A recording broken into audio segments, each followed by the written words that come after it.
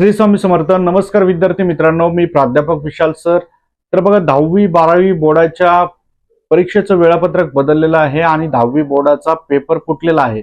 नेमकं कोणता पेपर फुटलेला आहे आणि वेळापत्रक कोणतं बदललेलं आहे याविषयी आपण सविस्तर माहिती घेणार आहोत.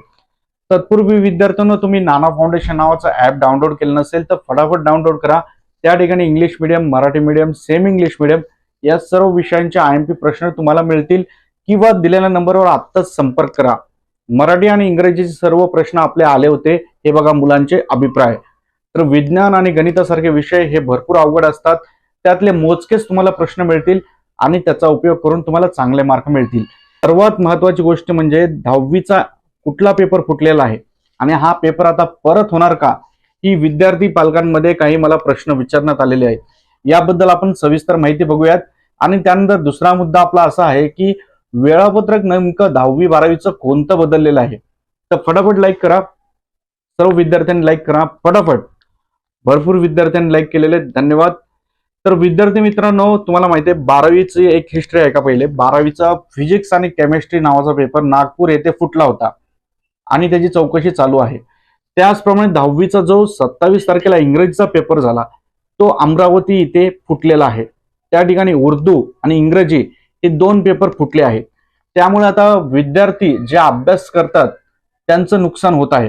कारण हे पेपर फुटल्यामुळे त्या विद्यार्थ्यांना आधीच ते पेपर मिळतात आणि ते विद्यार्थी ते पेपर कव्हर करू शकतात. त्यामुळे हुशार मुलांचं नुकसान होत आहे. आणि याच्यावर आता जे शिक्षण मंडळ आहे त्यांनी कारवाईचा तडका देखील लावलेला आहे. त्या ठिकाणी जे शिक्षण अधिकारी होते, केंद्र प्रमुख होते, मुख्याध्यापक होते, त्यांना सर्वांना निलंबित करण्यात आलेले आहे आणि चौकशीचे आदेश दिलेले आहेत. त्यातील 2 व्यक्ती फरार आहेत.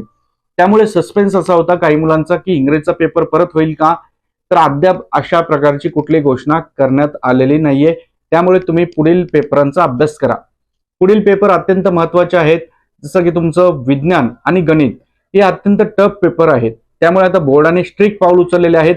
आता एक नवीन दक्षता समिती स्थापन केलेली आहे. यामुळे या पेपर फुटी प्रकरणाला आळा बसणार आहे.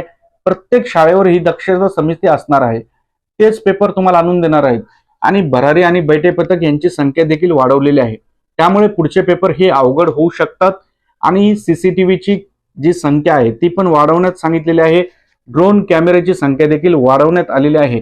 आणि अतिरिक्त शिक्षक प्रत्येक वर्गावर 2 ब्लॉक सुपरवायझर असण्याची शक्यता आहे. त्यामुळे पुढील पेपर फुटू नयेत यासाठी बोर्डाने हे निर्णय घेतलेले आहेत.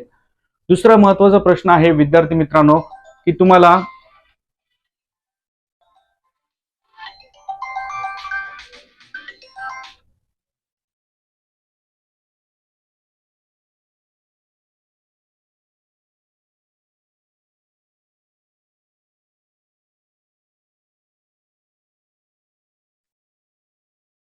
दुसरा महत्वाचा प्रश्न आहे की विद्यार्थी मित्रांनो, तुम्हाला पुढील 2 जर पेपर सोपे घालायचे असतील, जसं विज्ञान आणि गणित हे महत्वाचे प्रश्न असतात, ह्यात हॉट प्रश्न असतात, 4 मार्काचे असतात, कुठले येतील हे सांगता येत नाही.